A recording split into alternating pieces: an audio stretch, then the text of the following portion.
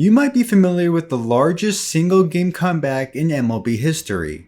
In a 2001 game between the Seattle Mariners and Cleveland Indians, the Mariners jumped out to a 14-2 lead heading into the bottom of the 7th. The Indians proceeded to score 3 runs in the 7th, 4 runs in the 8th, and 5 runs in the 9th to tie the game, and then win the game 15-14 in extra innings. That 12-run deficit is the all-time record for largest deficit to come back from, which is why this game is famous in baseball lore. However, this game is not the unlikeliest comeback in MLB history. In Major League Baseball, there's a sabermetric called win expectancy. It's a stat that measures the probability of a team's chance of winning a game in a particular moment. The official MLB.com definition states, win expectancy indicates the chance a team has to win a particular game at a specific point in that game. It's fairly straightforward and gives the percentage a team has to win the game at any point throughout a game. Maybe you've seen a chart like this before. It's a win probability chart that tracks the odds of a team winning after every plate appearance. It starts at 50% for each team and varies based on what happens during the game. This chart in particular is from that Mariners-Indians game mentioned a moment ago. The game was scoreless entering the top of the 2nd, giving each team roughly a 50-50 chance of winning. After Seattle scored 4 runs in the 2nd, their chances of winning rose to 82%. That makes sense, as being up 4 runs certainly gives a team the advantage for winning. After scoring 8 runs in the 3rd inning, the Mariners' odds of winning rose to 99% and at one point got as high as 99.97%.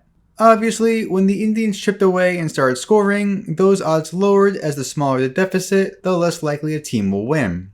This raises an interesting question. Since we can determine the percentage a team has in winning at every point during a game, we can then see what the highest win expectancy a team had only to lose, aka the unlikeliest comeback a team ever had in an MLB game.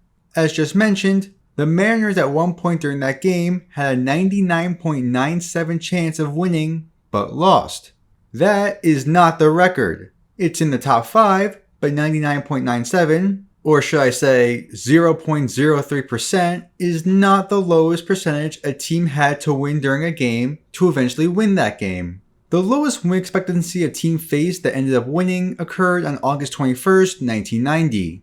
The Philadelphia Phillies are on the road to face the Los Angeles Dodgers. Entering that day, the Phillies were 14 games out of first place and 5 games under 500. With 43 games left to play, their season was all but over with.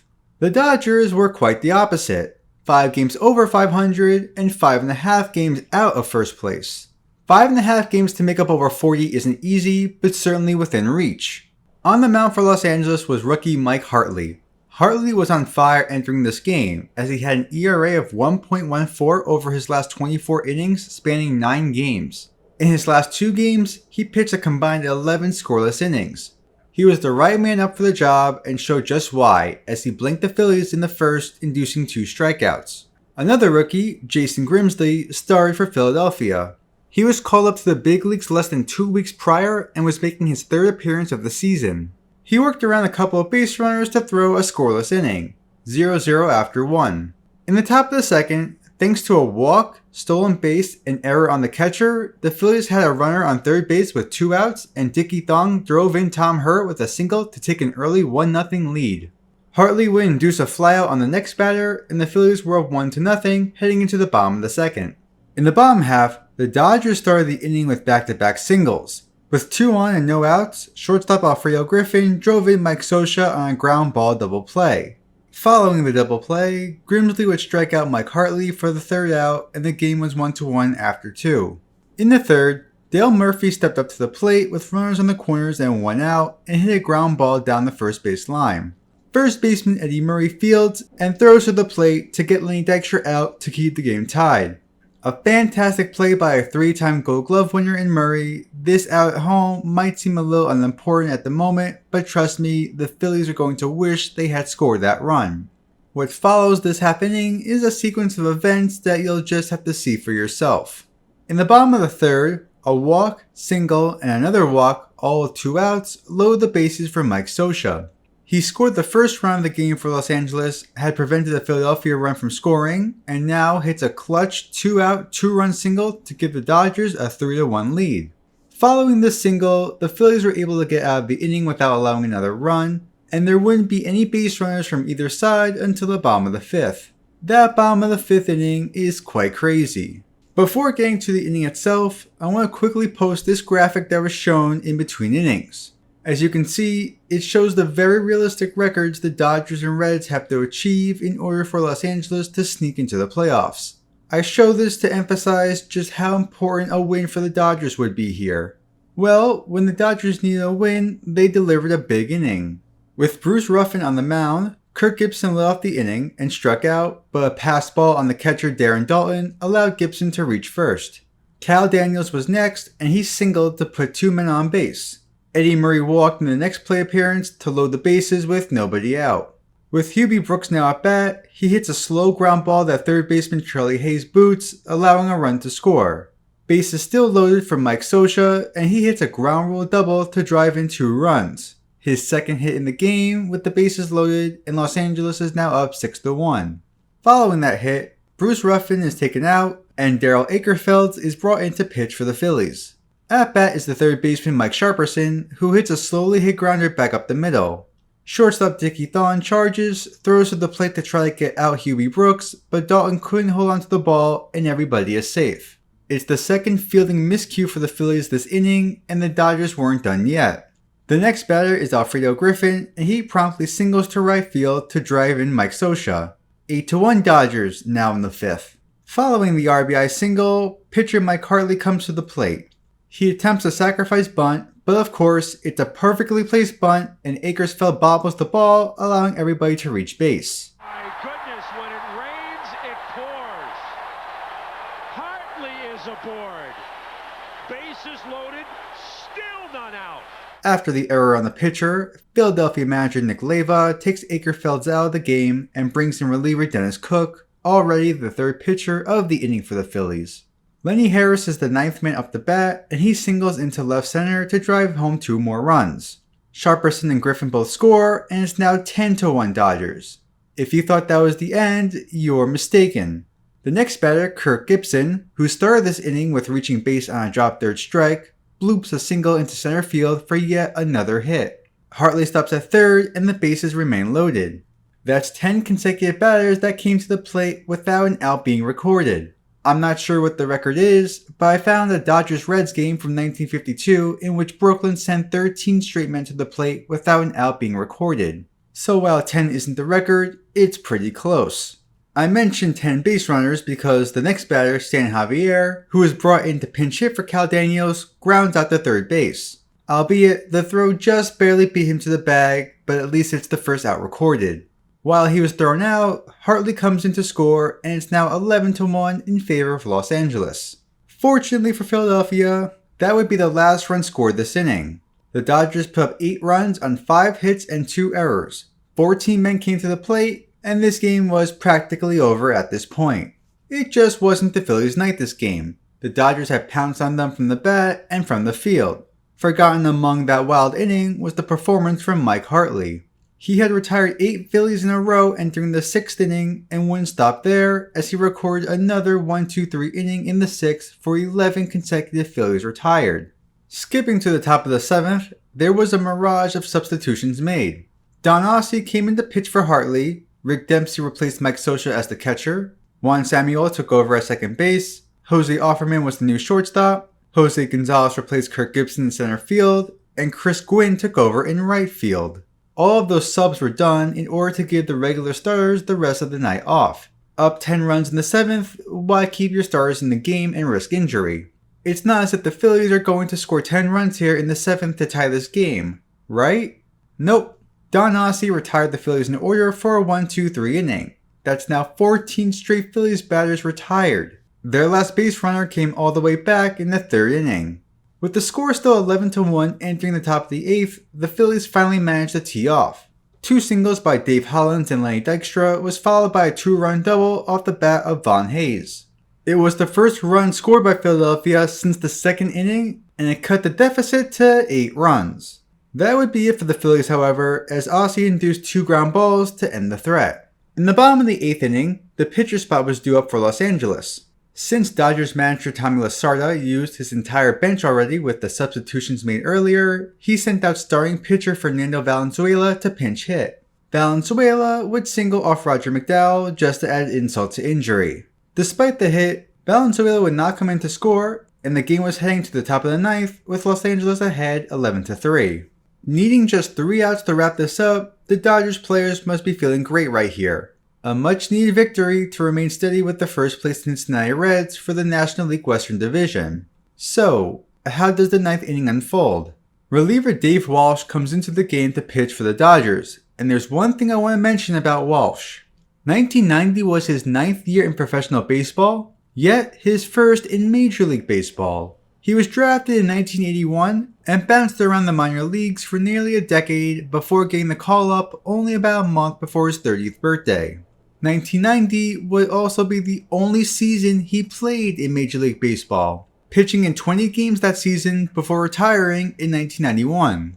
Why is that significant? Because it shows the randomness of baseball. You can spend so much as a month in the big leagues and still be a part of history. You just never know who will be part of extraordinary moments in this sport, and the fact that someone who has 16 career innings is a part of this game is special, even if it's on the wrong side of it. The first batter Walsh faces in the 9th is second baseman Rod Booker, but before this plate appearance completes, does the announcer say this. So the Dodgers will stay 5.5 behind the Cincinnati Reds. 5.5 games behind, implying that the Dodgers will win this game as they should, given that they have an 8-run lead, needing only 3 outs. However, as I asked a minute ago, how does this inning unfold? On a 3-2 count, Booker walks to start the 9th inning. The next batter, Carmelo Martinez, hits a ground ball that normally would be a routine double play, but rookie Jose Offerman botches the ball, putting runners on the corners. The next batter, Dickie Thon, drives one into the center field gap for a single. A run scores and runners remain on first and third. 2 pitches later, Dave Holland hits a high chopper back up the middle for another hit to make it an 11-5 game. After a flyout, Tom Nieto draws a 4-pitch walk to load the bases to bring up Von Hayes. On a 3-2 count, Hayes hits a ground ball back up the middle. Jose Offerman, with a chance to redeem himself and turn a game-ending double play, boots the ball again and everybody is safe. It was just the 3rd game in the career of the 21-year-old shortstop, and twice he's committed an error that could have been a double play. With right-handed Dale Murphy coming to bat, the Dodgers switch pitchers. Out goes Walsh, in comes Tim Cruz. With a tying run on deck and 1 out, Murphy, on a 2-strike count, lines a double down the left field line to score 2 runs, both of which were unearned. The Phillies have scored 5 runs in the 9th while only recording 1 out and now have the tying run at the plate. It seemed like this game was all wrapped up, but the Phillies have come to life here in the 9th inning. With the pitcher spot due up, veteran outfielder John Kruk came to bat. While he was an excellent hitter and was having a good season in 1990, he was no home run hitter. Entering this at-bat, Kruk had nearly 400 plate appearances on the season, but only mustered 2 home runs. 1990 was Kruk's 5th season in the big leagues, and only once did he reach double-digit home runs. However, as mentioned before, baseball is plagued with randomness, as everything one should expect to happen doesn't. 9th inning for Philadelphia. It's hit on the fly. Back. We're tied up. Much to the dismay of Tommy Lasorda, Kruk's 3rd home run of the season erases a 10-run deficit. Philadelphia was down 11-1 entering the 8th, down 11-3 entering the 9th, and seemingly with ease came all the way back to tie it. Similarly to the Dodgers, the Phillies had subbed out most of their regulars because the manager wanted to rest them and not risk injury in a game out of reach. Well, as it turns out, the game was in reach, and having your bench player score 10 unanswered runs in 2 innings is just baseball. On the very next pitch following the home run, Rod Booker singles back up the middle. If you remember, Booker started this inning with a walk and is on base yet again. He joins an exclusive club of players to reach base twice in a single inning, and the Dodgers make another pitching change. Tim Cruz departs and Jay Howell enters. On Howell's first pitch, Booker steals second base. Go ahead run now in scoring position, still with only 1 out. Perhaps that stolen base was unnecessary, as the batter at the plate, Carmelo Martinez, doubled into the left center field gap. Booker came in easily to score, and the Phillies defied all odds to take the lead, their first since going up 1-0 in the second. I'm not sure what the record is for most runs scored in the 9th inning, but I would guess Philadelphia's 9 are the record. Also to note, thanks in part to the 2 errors by Offerman, only 4 of those 9 runs were earned. Twice did Offerman have a chance to turn a double play, but 2 miscues opened the door to a Dodger meltdown. Following the double, Howell would work around a couple of base runners and finally put an end to the inning. 9 runs on 6 hits and 2 errors gave Philadelphia the most improbable comeback in MLB history. Speaking of which, at one point during this game, specifically the 7th inning, the Dodgers had a 99.99% chance to win this game. At least that's what is officially listed. The win expectancy for the Phillies is listed at 0.01%. I would definitely believe it if it was actually lower than that and only rounded up, but that's the number on Baseball Reference, so that's the official according to Major League Baseball. It's the all-time record and just one of 2 recorded instances ever of a team having a 0.01% chance to win to come back and win. This game demonstrates one of my favorite things I love about baseball and what makes it unique. In football, basketball, hockey, and soccer, if a team is up big, they can naturally run out the clock.